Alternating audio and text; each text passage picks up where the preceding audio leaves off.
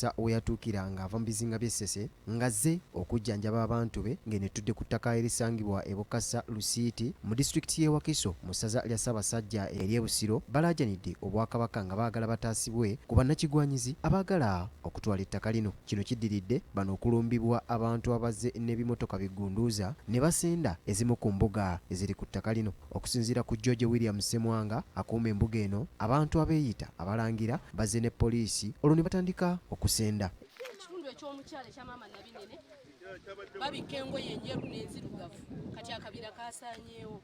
Twali tukyali eno wansi mu mbuga, bannaffe abamu abazzukulu abali ku ttale bategeeza nti baleese guleeda era n'entwala obuvunaanyizibwa mu bwangu n'enkubira Katikkiro wange ow'ekika. Ettaka lino liriko ennono eziriwanuuzibwako era nga Ssemwanga atunnyonnyola obuvo n'obuddo bwalyo, kyokka nga bazze balwanagana n'abaagala okulyesenzaako wabula nga bano tebabawulira. Obujemba buzze butambula, ndowooza kati buyinza kuba nga bwakuna mu nsikirano gye buzze butambulamu. Wano we tutudde y'embuga era lwe lubiri lwa Mukasa we yagobera n'emmandwa zonna okuva Essese ate okujja okujjanjaba abazzukulu ku lukalu.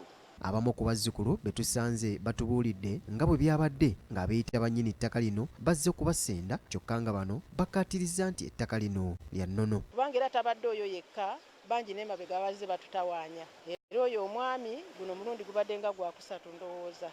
Naye guno gwe yazze n'amaanyi mangi.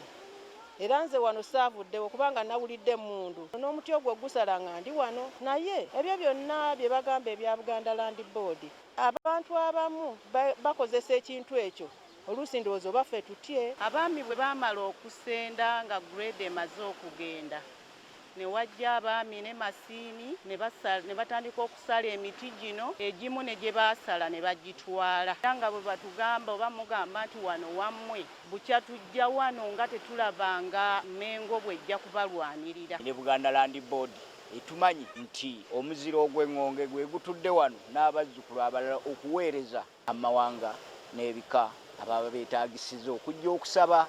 Ettaka lino kati nga liwezaako yiika 5 zokka nga lyalidde n'okusingako wano okuviira ddala ku mulembe gwa Kabaka Mukasa libadde terisenzwangako bantu balala bonna okujjako ab'ekika ky'Engonge abalina kuno embuga nga kiwanuuzibwa nti wansi wano Kabaka Mukasa we yatuukira ng'ava mu bizinga eby'Essese.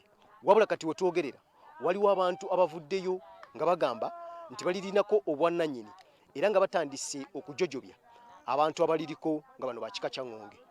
Margaret Nakazi omutuuze mu kitundu kino kati ng'emyaka gisoba mu 20 ng'ali ku ttaka lino atubuulidde entabo y'enkaayana ku ttaka lino nga bayagalako n'okumukuba abasasi nga mujje mulamu bw'ensi eno. Nakyewuunya myezi kati nga 2-3 nga bagezaako okutuusa lwe nalabidde ddala nti bakaayi baagala ne basiba n'ab'Engonge abakuumako abantu abalabirira ebyobuwangwa ebiriko. Era ebisinga byaweddeko kubanga byonna emiti bagitemye, ensumbi bazitutte, buli amanyi nti alina kye yawummuza aleete kirala. Matambaala, bazzukulu ba Matambaala ne Namaalwa ekanaaba ne bbaawe abalangira abafumbiriganwa bayonoonye ebintu bya Buganda. Ssebo Ssaabasajja kanaakulya mwannyina Namaalwa ne bbaawe Kateregga be bazze ne basaanyaawo ebyobuganda wano nalalabye. Ssemwanga atubuulidde nti aba Buganda Land Board be babataasizza okuva mu kkomera gye babadde basibiddwa oluvannyuma lw'okukwatibwa olunaku olwokutaano. Wetwogerera nga Minisitule y'Obuwangwa n'ennono mu Bwakabaka bwa Buganda eyingidde mu nsonga zino okulaba ng'embuga eno etaasibwa ku bannakigwanyizi.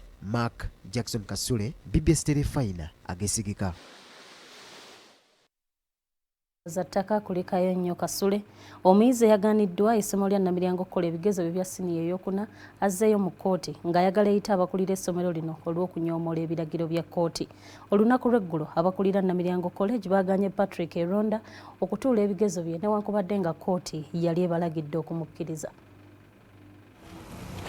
Olunaku lw'eggulo omuyizi Patrick Eronda yazzeeyo ku ssomero lya Namiryango College okutuula ebigezo bye ebyakamalirizo ebya siniya ey'okuna.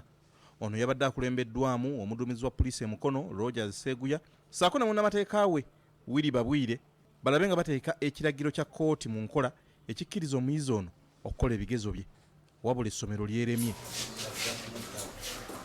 Bano nno olwaleero bagenze ku kitebe kya ssaza lya Kereziya e Lugazi okusinga ssentebe w'akakiiko akafuga essomero Monsignor Richard Kayondo okulaba ng'abakulira essomero lino bateeka mu nkola ekiragiro kya kkooti kyokka neeno bafunyeyo kiramu. Oluvannyuma basazeewo okuddayo mu kkooti ne baddamu okuloopa essomero olw'okujeemera ekiragiro kya kkooti nga baagala kkooti eyise ekiwandiiko ekikwata omukulu w'essomero erya Namilyango College Mpuuga Ssajjabbi lwa kukola mputtu.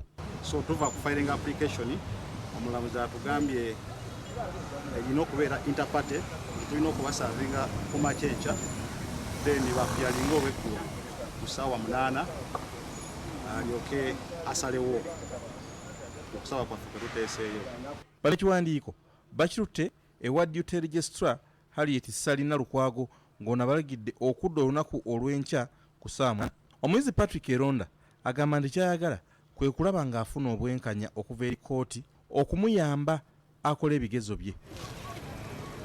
Pulida Eronda agamba nti singa Katanda Namilyango College n'enyoomoola ebiragiro bya kkooti balina amakubo amalala mangi mwe bagenda okuyita okulaba ng'omuyizi ono afuna obwenkanya ate akola ebigezo bye. Tetutunuliridde ekkubo lino limu lyokka lye tukutte, tulina n'amakubo amalala ge tukoze eki ge tukutte. Ndina bannange actually faamu ziri 3 eziri kukola ku nsonga eyo.